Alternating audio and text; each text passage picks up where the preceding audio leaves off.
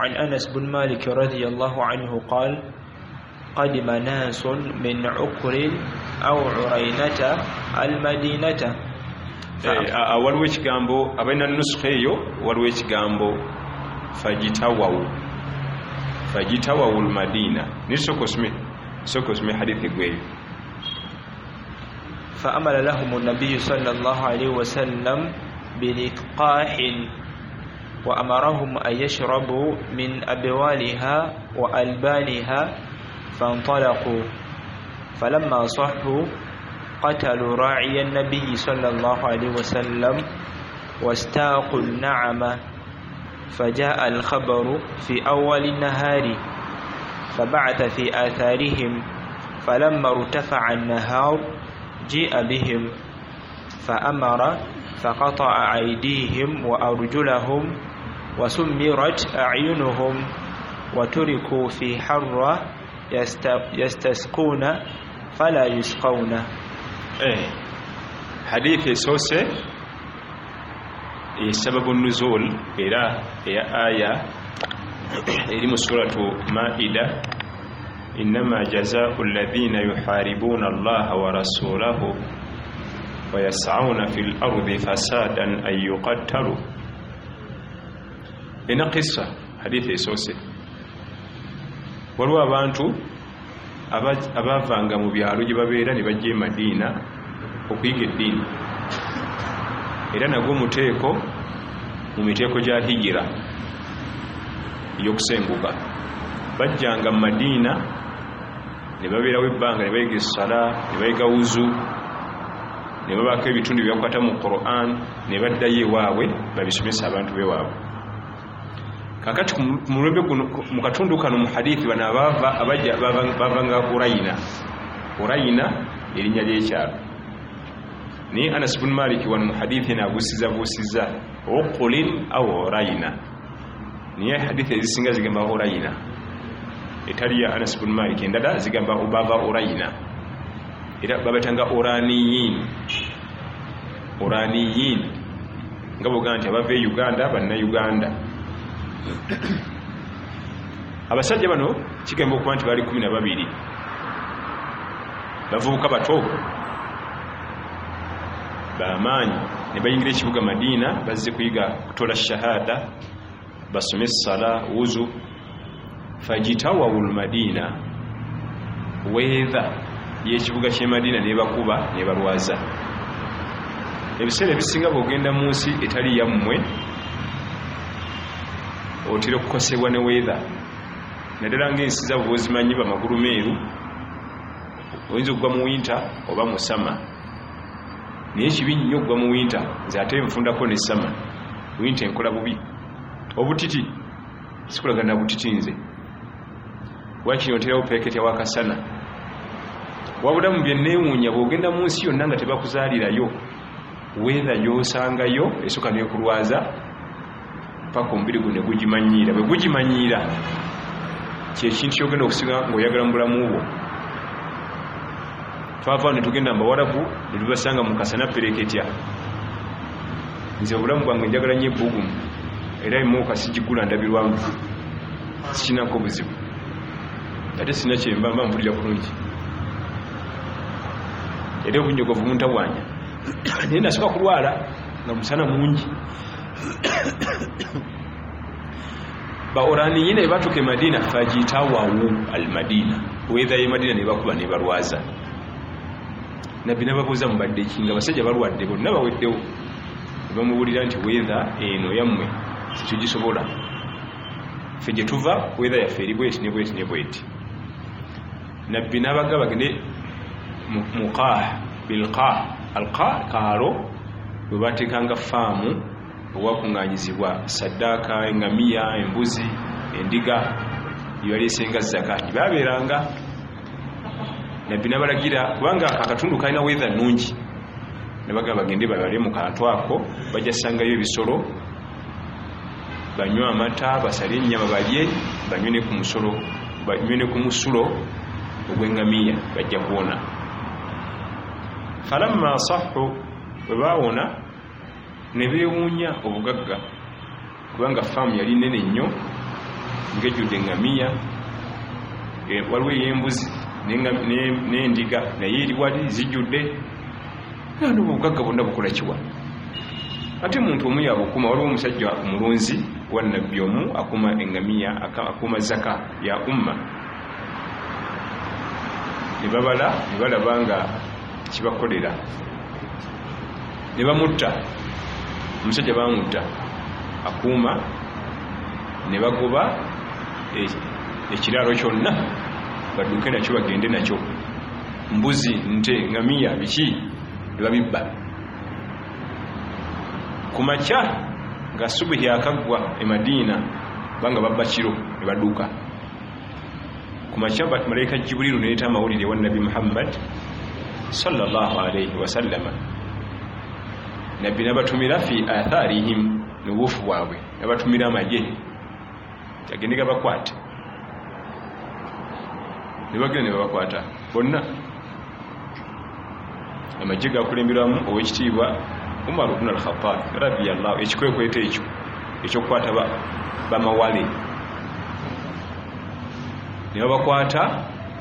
Kati era nga amiri atumiddwa ku bintu ng'ezo, operation zigenda balina okuba mugezi.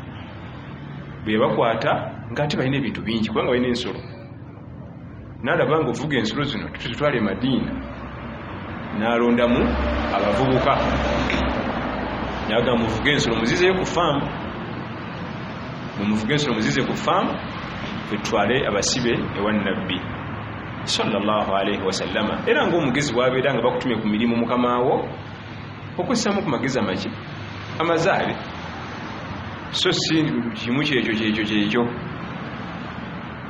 Ate ensolo ezigenda mu bitaano musooke muzikube muzivuge muzitwale e Madiina, ate muzivuge zimuzize ku faamu. Ye n'ayawulamu. Zigenda okwera ssaawa mukaaga falamma irtafa'a an-nahaar, zigenda okwera ssaawa nga mukaaga ogw'emisana nga babaleese ne batuuza. Nabbi n'asirika sallallahu alayhi wasallam.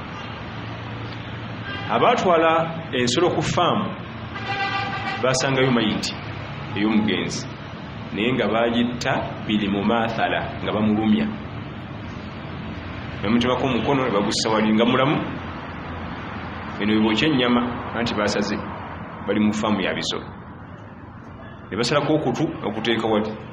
Ebokya ennyama bali ku misito, ne bakulamu amaaso ne bagateeka wali. Bano batuka ku mayiti eyo ne bagirondalonda, ne bagikuŋŋaanya, ne bagizinga. Bajje bagiraga Nabbi sallallahu alayhi wasallam alabe abasajja bano engeri gye basseemu omusajja we ow'okufaamu. Nabbi bakyasirisa, abasajja bakuleese bataddawo asirisa, alinda bubaka kuva wa Allah.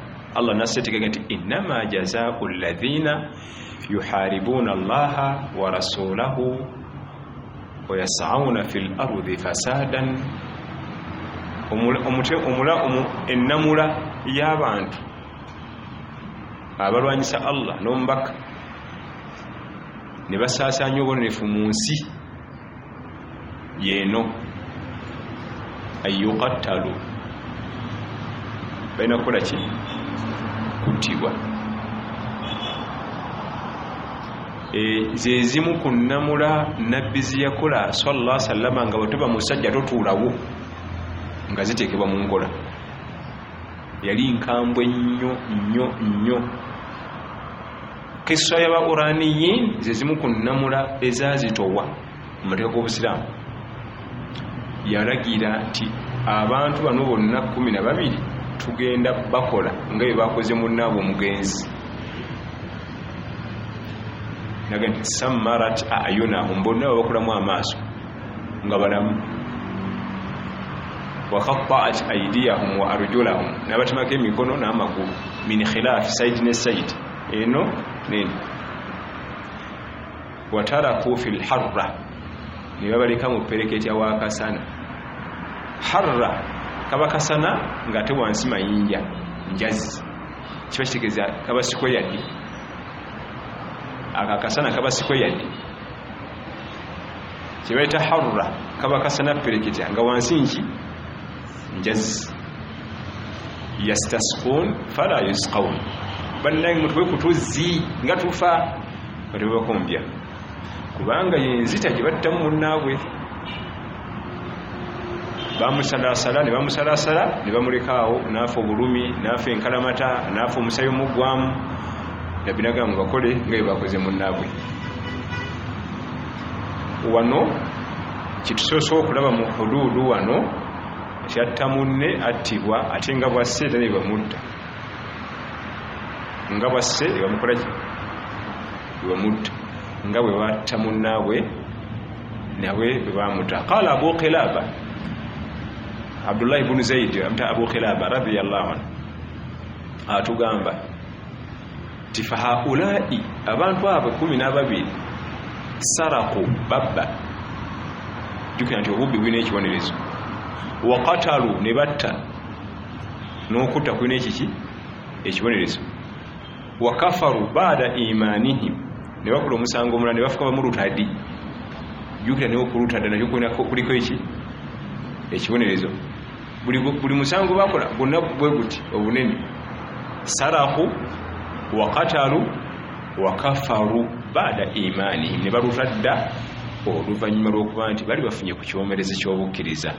Ekyokuna wa harabu llaha wa rasulahu ne balwanyisa Allah n'omubaka. Ye hadithi eno erimu abasajja bano bawulani. Ekyokuyiga ekiri mu hadithi mulimu ebyokuyiga nkuyanja.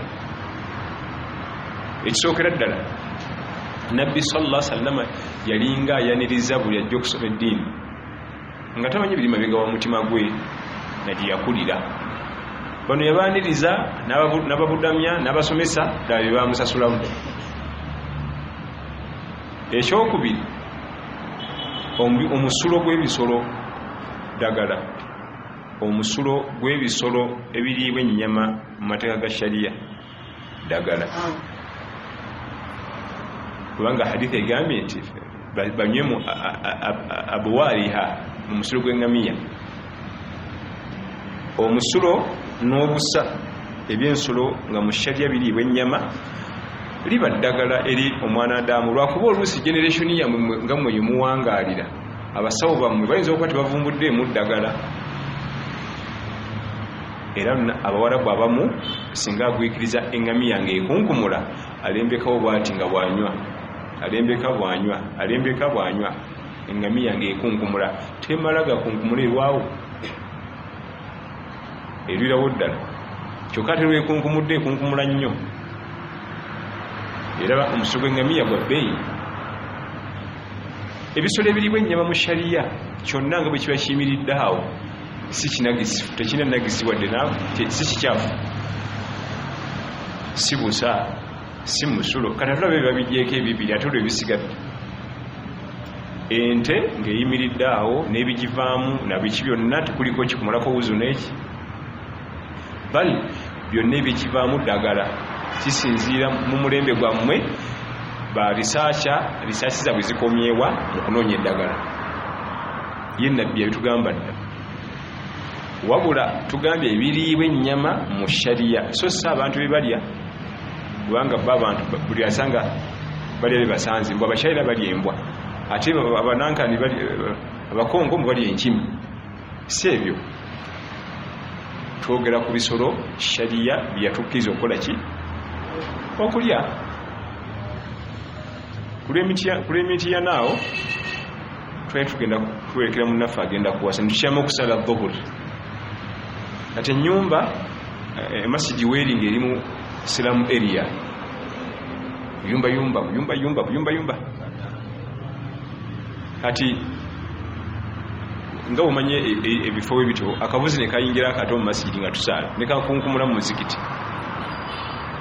Kabuzi kato mu maaso mulayini esooka mulyango gwali mu maaso bwe guti tusaala ne kayingira ne kakunkumula bwe kamula ate ne kagenda. Bwe twamala esswala imaamu n'alagira baleete amazzi emisalo tegirina wuzu. Allah n'ansaasira naliwo ne mbaga nti emisalo girina kiki? Embuzi ebigivaamu n'obusa bwayo tebina ki, wabula mpozi omusalo guyinza okuba akaso mpozi ekyo naye wuzu gulina, kubanga ebisolo ebiriibwa ennyama mu shariya tewali kivaamu mu bisolo ebyo nga kitumalako wuzu oba mu busa oba mu musulo. Kati twiga mu hadithi nti omusulo gw'ebisolo ddagala, ate nabbi ayogera n'oddamu sallallahu alaihi wasallam.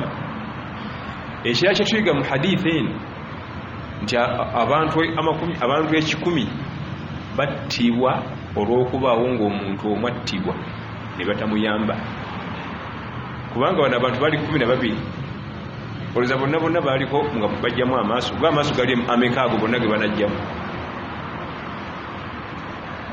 Tuli fenna naye olw'okuba nti abalala baali balaba nga bali okuke nakyo kyola bonna bajjamu amaaso bonna 12.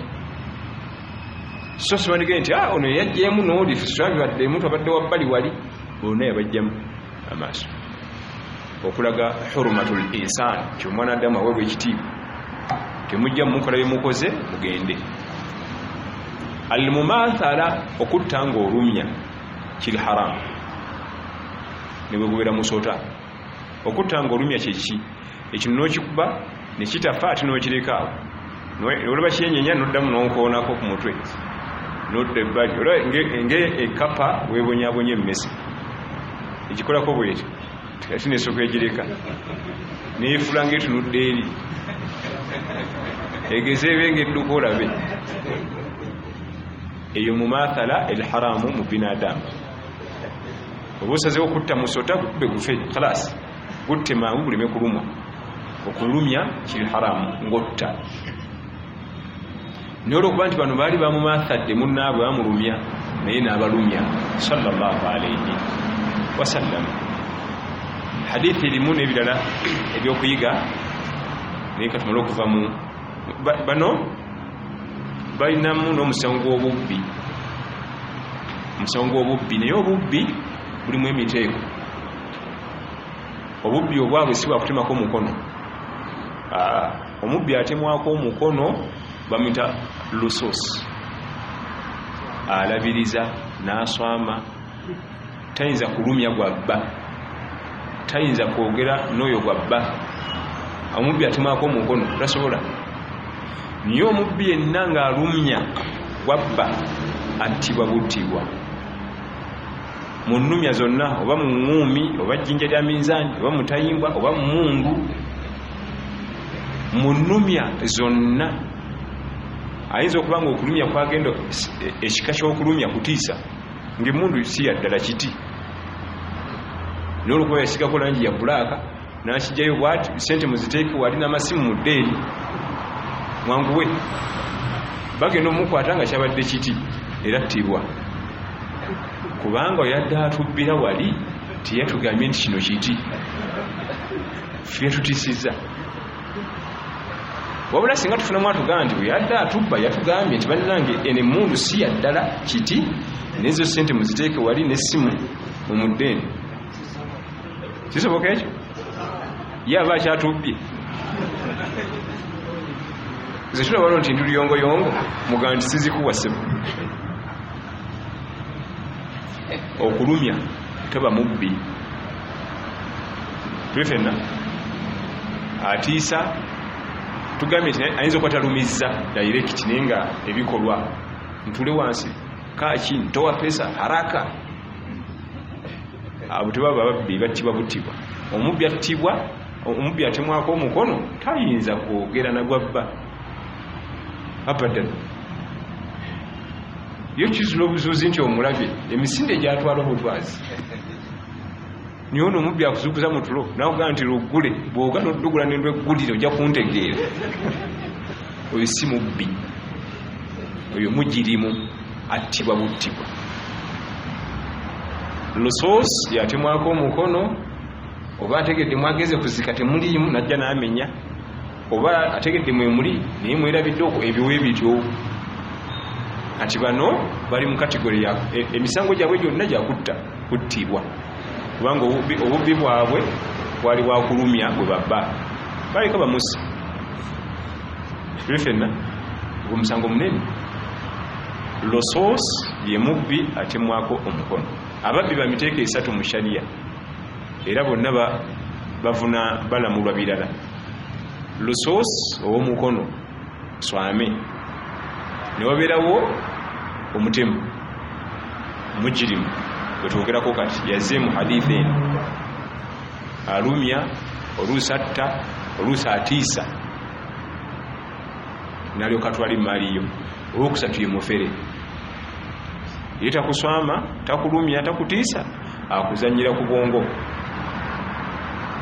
oyo kasoleta emitwalo 30 netugatereka mu ssaawa 4 zigenda kuba kikoze emitwalo 50 kati nankani kati gwereeta tugire bwetri ne bwetri bwongo oyo ye tatemwako mukono era tattibwa wabula asibwa amir oba qadi oba mufuti waffe amusalira etumuteeka mu kkomera alekeraawo okuzanyira kuki naye emaali agizza abalina okuzza emaali bonna bazza emaali bonna ababbi betwogerako bazza emaali netukatumuteeka ku kibonerezo kubanga kati nze omubbi yabbi ebintu byange mumutemye gw'omukono nze nfunirawo simu yange sigifunye alina kusooka kuzza ki simaali tumugikajulako omukono ati ayige alina okuddamu kubba ne bali abalala bayige nti olabyo bw'okola ebyobubbi ojja kumalira eyo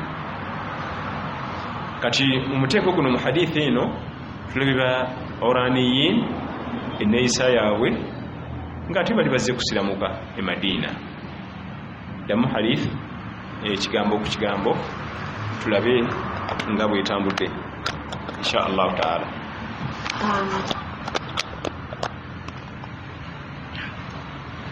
عن أنس بن مالك رضي الله عنه أنس بن مالك رضي الله عنه ومورزا والنبي صلى الله عليه وسلم مشبوك مدينة. نعم. قدم ناس من عقل أو عرينة. قدم ناس من عقل أو عرينة. abantu tiimu delegation yava mu uqulin oba urayina. Anas bin Malik yabuusabuusa mu byalo naye nga bali bava urayina. Mu hadithi endala bagamba nti bali bava urayina. Naam. Fajtawawu al-Madina. Fajtawawu aljawu ya weather. Weather ya Madina yabakuba ne balwaza ate bagisobola. فأمل لهم النبي صلى الله عليه وسلم بلقاح. القاح lyerinnya ly'ekyalo ewali faamu okwaterekwanga zaka ejidde mu ngamiya, zaka ejidde mu mbuzi, zaka ejidde twagala nabbi sallallahu alaihi wasallam bali organized nnyo bitakyalina leero.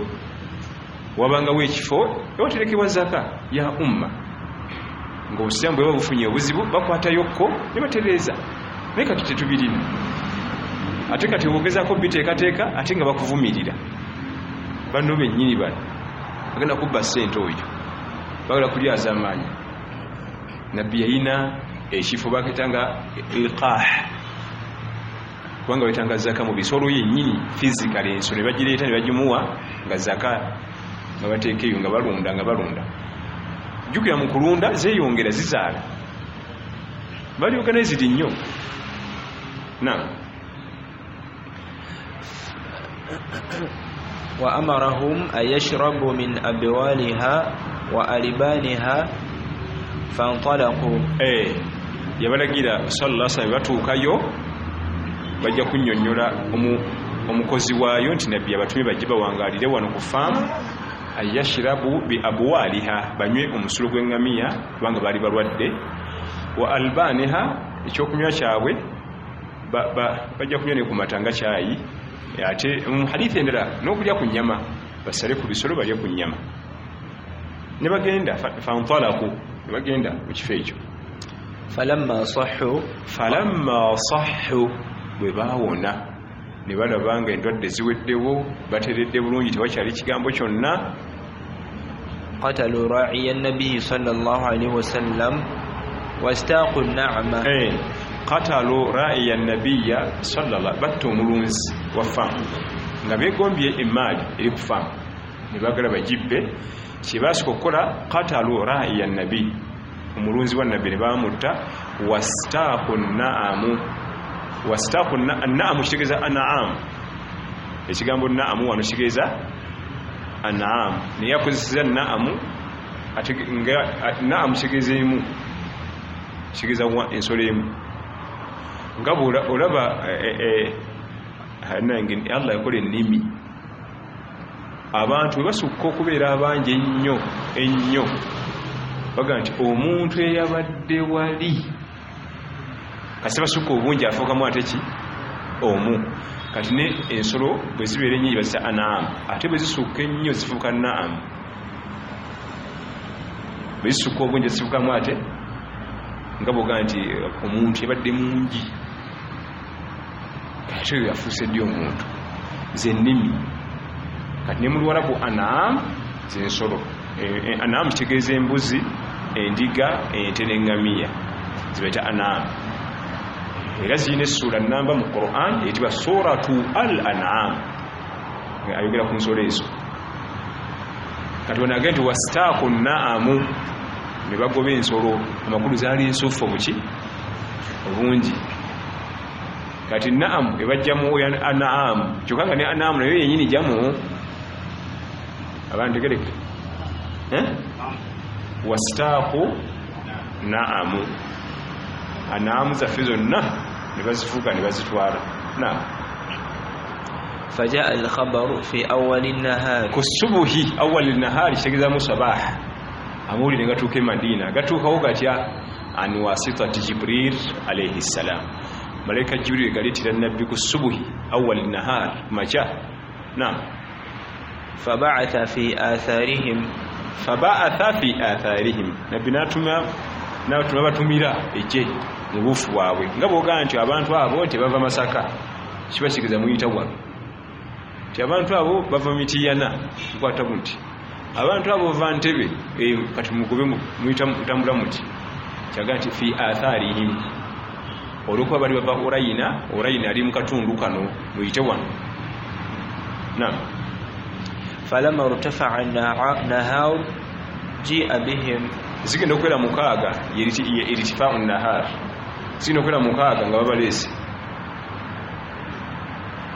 فأمر فقطع أيديهم وأرجلهم وسمرت أعينهم وتركوا في حرة نبينا رجلا صلى الله عليه وسلم nga bwe twalabye babakole nga bakoze munnaabwe batemako emikono amagulu bakulamu amaaso wasumirat ayunahum waturiku fil harra ne balekebwa mu kasana twagambye harra kaba kasana nga ate wansi waliwo njazi kiba kitegeeza adhabu ebayamaanyi olwazi lukaluka welulisivinga omusana ate nolutabuka nelufuka negumuliro naam yastasquna fala yusqawna yastasqun basaba okunywesebwa fala yusqawna ate banywesebwa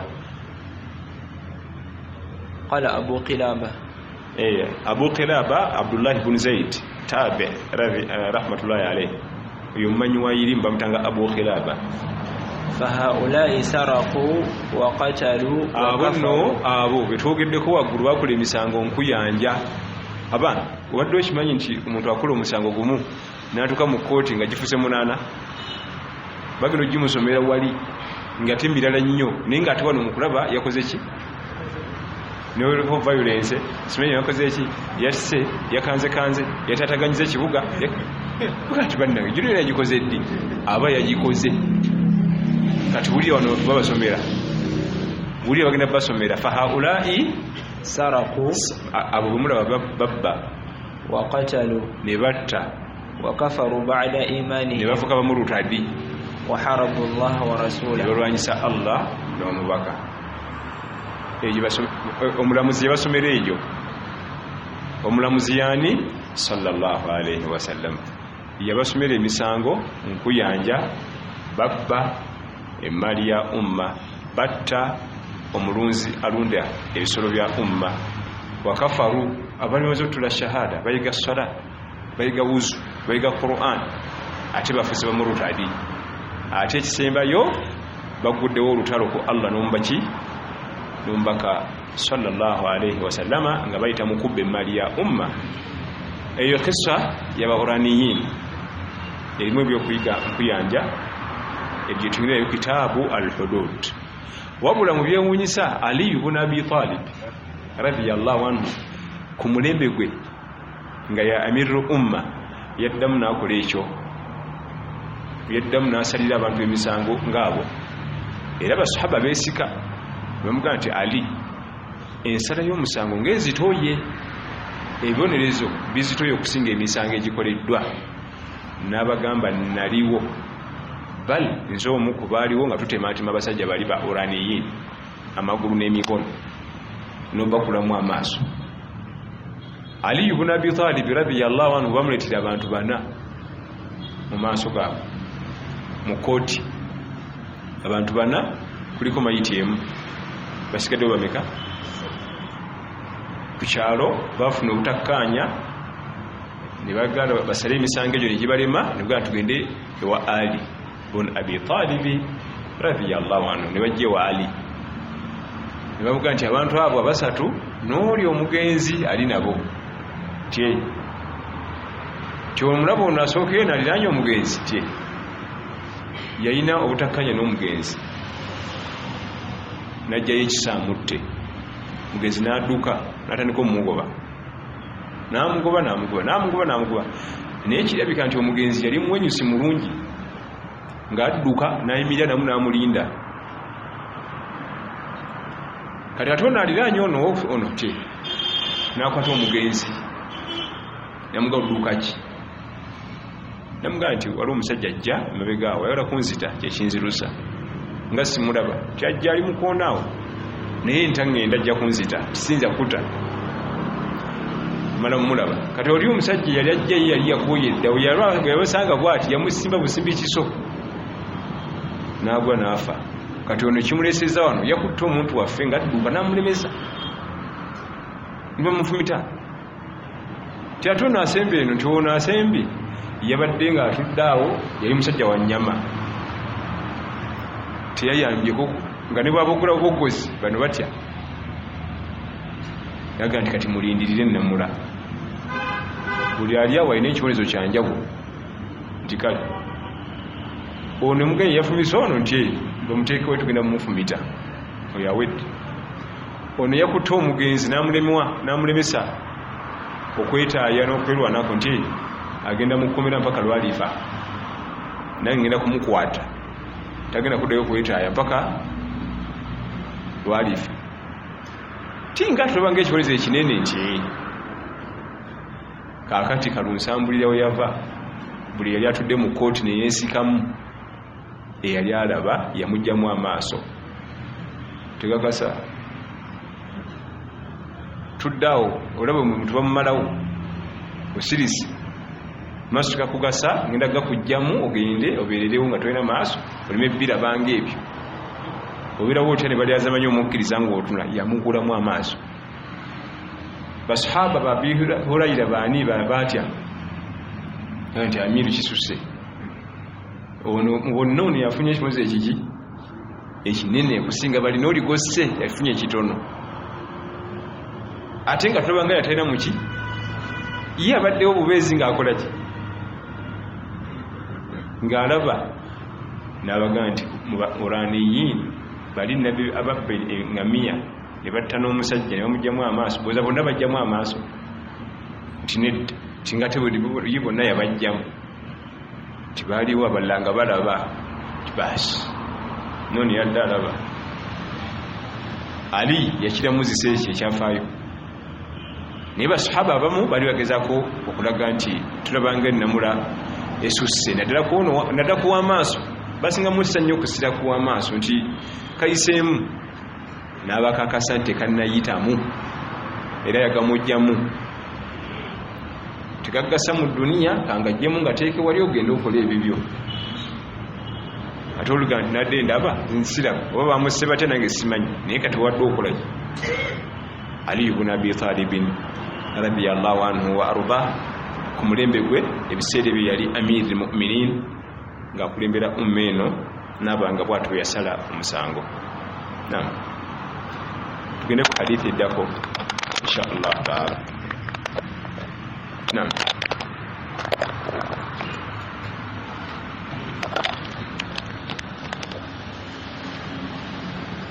عن عبيد الله بن عبد الله بن عتبة بن مسعود عن أبي هريرة وزيد بن خالد الجهني رضي الله عنهما أنهما قالا إن رجلا من الأعراب أتى رسول الله صلى الله عليه وسلم فقال يا رسول الله أنشدك الله إلا قضيت بيننا بكتاب الله.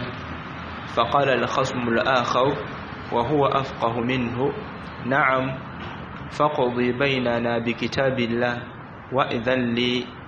فقال رسول الله صلى الله عليه وسلم قال إن بني كان عسيفا على هذا فزنى بامرأته وإني أخبرت أن على ابني الرجم ففديت منه ب100 من شاة ووليدة.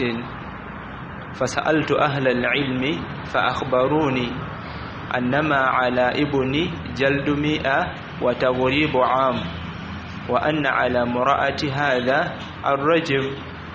فقال رسول الله صلى الله عليه وسلم والذي نفسي بيده لأقضين بينكما بكتاب الله الوليدة والغنم رد عليك وعلى ابنك جلد 100 وتغريب عام.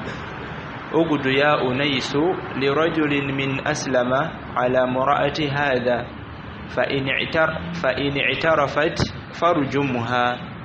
قال فغدا عليها فاعترفت فأمر بها رسول الله صلى الله عليه وسلم فرجمت. نعم.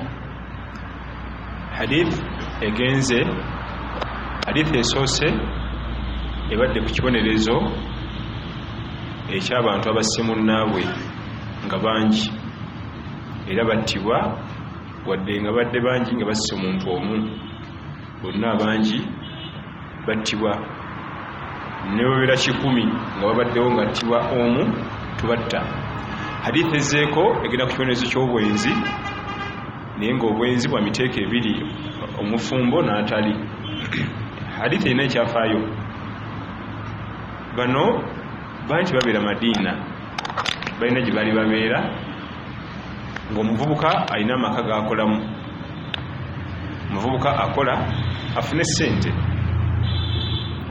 kati omuvubuka oyo n'ayagala omukyalo ow'awaka muka boosi we. omwami n'akimanya ne bagenda mu balina yirimu ku kyalo babalamule nga shariya bweragira. ne bamugamba nti oyo mutabani wo kye alina kuttibwa. kati taata nannyini mutabani n'atya nnyo omwana w'omutta n'agamba nti bannaye kale waakiri mumbuulire ensasule ndiwe. nannyini mukazi n'agamba nti mpa embuzi 10 n'omuzaana mwana wo ndyoke musonyiwe. teyalina yali tali awo nti alina bulungi esente ebyenfuna n'agenda neyeekubakuba n'anonya embuzi 10 ne ziwera. kati omuddu n'abula omuzaana gwalina oteerako naye mulugunya nga laba ekibonezo bamwadde kinene mwana wange bagala kumutta naye bwe kale kankuwa embuzi 10 obiveemu nti n'omuddu alina okukolaki okubeerako. kati ne balaba nti kyeragisamu nabbi abyetabemu ne bajja e Madiina ewa nabbi sallallahu alaihi wasallama kumba agenda bikyusa agenda bikolaki bikyusa. batuuka e Madiina nannyini mukyala yali kaali omukambwe namugaa gwe Muhammad sallallahu alaihi wasallam akulayirira Allah olina otulamuza n'ekitabo kya Allah kino kimanye olina otulamula bulungi tosaliriza nabbi asirise sallallahu alaihi wasallam. waqala al-khasmu al-akhar wa huwa afqahu minhu. taata w'omwana ono omulenzi gwe bali bavunaana ebikolo ebyobuseegu ye yali ategeera ng'awa ekitiibwa nabbi. ye namugamba nti ya Rasulallah nze badde nkusaba onzikirize njogere ebyange. ebinamuga nti qul okuwa nti inna ibni kana asifan ala hadha, omwana wange wadde mukozi maka oyo, mutabani wange oyo bajja naye mukozi maka oyo, fazana bimuraatihi, nayagala mukyala we. Bwetubuuza bannanyiri mu kukyalo eka nga bagenda mumutta, naye nga mwana nga okufa nensaba banzikirize ndiwe embuzi 10 n'omuzaana n'embisonda ne biwera, naye omuzaana ng'akyannemye. Omuzaana kyakoze ki okujjuza kwe kulanga binsuseeko nga naye tubuze ku nabbi. Nabbi n'agamba nti walladhi binafsi, mbalalira Allah alina omwoyo gwange, awaniridde omwoyo gwange mu mukono gwe, ngenda kubala muzaana kitabo kya Allah. Ekyabeewuunyisa namugamba nti embuzi zo zonna 10 zaayo, simanyi baddu, simanyi muzaana zaayo, tebikola. Mutabani we tugenda mukuba kibooko 10, ekibonerezo kyalina. Omwami oli yalumwa, mbadde nfunye emaali kubanga embuzi 10 sikusaaga, embuzi 10. Kati nga yeebuuza kibooko 10 zibagenda okubaka akafubuka, nze nfuniramu ogwa. Era yejjusa ekitwese wa nabbi kiki, kubanga nakkiririzaawo eri 10 kyange embuzi zange mmeka. Nabbi nabaga nti embuzi zo zaayo, ezo maali yo sigaza, simanyi waliida omuzaana sigaza. Omwana wo tugenda mukuba kibooko 10 wa tagribu n'omusengula ku kyalo omwaka. Gwe mukazi wo tugenda mukuba amayinja. Kyokka eri ku kyalo omukazi bwe tibamwogerako. Baba shekhe beri ku kyalo omukazi bwe tibakoze eki, namugamba nti wagudu ya Unais. Natuma Unais tasgiru ya Anas bin Malik, kubanga kali kato. Tasgiri kitegeeza okutoniya, kubanga nti ekitabo akatabo, omuvubuka akavubuka. Tasgiru wagudu ya Unais ila imraati hadha, ogenda kukera kubanga omukyala bali tebazze naye, mukyala wono bali bamulese ku kyalo eri kubanga bo bakibalaba ye nga tebamulinako. Onafa byanfuna, genda funa embuzi 10 n'omuzaana. Abantu okuwa omuddu ebiseera ebyo oba okuwa omuzaana kibalemu ng'oli okukwata emmotoka ya milioni 3 n'agikuwa, kyakusaaga bugagga. Babanga babbeeyi okuwa omuddu oba omuzaana kyekifaananyi kyenyinza okukusiigira. N'agenda mu dduuka walira emmotoka n'agigula nga mpya milioni 50 n'agikuteera. Kati omukyala woono ye tamulese namuleeta, tabiri namwoyo.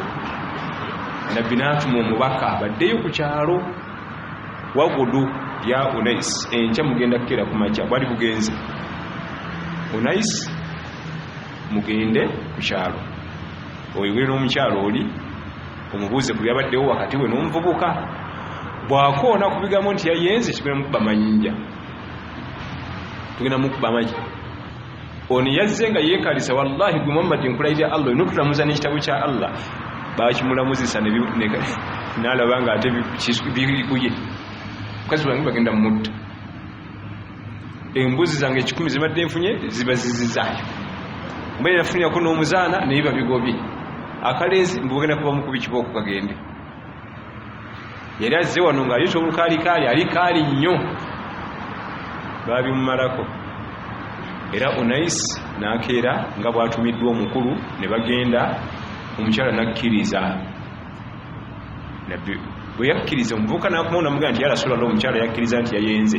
Nabbi n'atuma delegation egende egamukubira eri, era ne bamukuba. Onaabuuza nti bonna baali basiraamu? Abamu baali, abamu tebaali. Ekyo kimu. Ekyokubiri, abatali basiraamu nga bawangalira mu nsi efugisa obusiraamu, gano era ge gabakwata, babafugirwa gana gabuki ag'obusiraamu. Kati hadithi eraze ebibonerezo bimeka? 2. Ekibonerezo ekisoose kyamayinja, ekyokubiri ekyamayinja kigenda kuoyo eyawoowebwa oba eyawoowa omukyala yenna oba omwami nga yawoowa oba muwoowe oba bayawukana oba webigwiriddewo nga takyali mufumbo muwuulu kasita omala okuwoowako boddamu okulabikira mu bikola ebyobwenzi mayinja mu nnamula ya shariya atawoowangako yewa kibooko 10 naye kyewunyisa asobola okuba nga tawoowangako naye nga alina n'abaana era bawa kibooko asobola okuba nga omanyi ebyaffe wano asobola okuba nga tawoowangako naye nga yafuna akawala n'akabba balina akazi gwe basula kasita aba nga tawoowanga mu mateeka ga shariya aba wa kibooko tabalibwa nti mufumbo ati yawoowadde ebyo byonna byonna bibadde bikola bya bwenzi aba agenda ku mayinja tugenda kuddamu hadithi kigambo ku kigambo naye ekikulu ennyo ekigirimu nti bwe baafuna obutakka ekisookera ddala ekirimu okuleeta abakozi ewaka okuleeta abakozi ewaka inna bni kaana asifan ala hadha ono yajja n'atwala mutabani wange amukolere mu makaage ebyo byaddako omukozi omukyala oba omwami sajji zonna kubanga wanabeera omukozi nga mukyala abaana baffe abalenzi bakuze waka nesi maka yennyini wanabeera omukozi nga mwami kati banabeera atya newaka ne mukyala naye banna nze neewunya omwami okuleeta omukozi omwami n'amuteeka mu makaage ate ng'abeera Dubai abeera wa mu mwaka wanajjawo mu Desemba naddayo kyokka waka waliwo omuvubuka bodyguard asikaali hajati buli kantu kayetaga asikaali sokojje njawula kino nekyo oluza bagenda kumalirawo mu magezi agago banamalirawo bantu sheitaani basobola babuza n'omukyala alina ebyetaago olwayo era ffenna tulubirawo ne tulaba nti ensi z'abawarabu zisomboola abakozi okuva wano si bwe kiri naye kano kayige amaka gonna omuli eddiini tebatwalamu mukozi amaka agataliimu ddiini tebatwala abakozi saidi zonna twagala dereeva twagala nankani twagala agalimu eddiini batya bw'oleeta odereeva omuvubuka omulenzi abawala tugenda bakuma tutya bw'oleeta maidi omwana ow'obuwala ate batabani baffe era bamasheekhe bwe mulaba batera okujja ne batusomesa mu maka gaabwe tembeeramu bakozi ba Dr. Abdullah ibn Hudhayri abajja wano bwe mulaba betubeera nabo wano mu maka gaabwe tebaba na bamaidi onowangala naye oti onobeera ku security yakuma baana balenzi olubeerera ate maidi abamuto kubanga tojja kuleeta mukulu n'omulagira ateera mukulu abawoberwa ati inna bni kaana asifan ala hadha omwana ngadde mukozi makagoyi al asif ye muntu akolera sente bamita asif yani ajir akolera ajir sente fefenna ekyokubiri bano babuza ba ahlul ilmi ku kyalo kyewaabwe ne bawa byebawa nga tebiteredde bulungi paka bibaga nti tugende ew'omukukunavu mu irimu nga ye sallallahu alaihi wasallam damu hadith tugende nga tuginojjola kigambo ku kigambo tulabe nga twongera ogitegeera obulungi insha Allah. عن عبيد الله بن عبد الله بن عتبة بن مسعود عبيد الله oyo sahaba wa nabii sallallahu alaihi wasallam oyo tabi'i ari arawa ngajja ku sahaba. عن أبي هريرة يسمى سوري تابع. نعم. وزيد بن خالد الجهني رضي الله عنهما أنهما قالا إن عبد الله أبي هريرة نصحب يتبع زيد بن حارثة بن خالد يتبع زيد نصحب يتبع زيد بن حارث بيبا صحابة النبي أبا سمسا حديثي ولي تابع علي وقلو. نعم.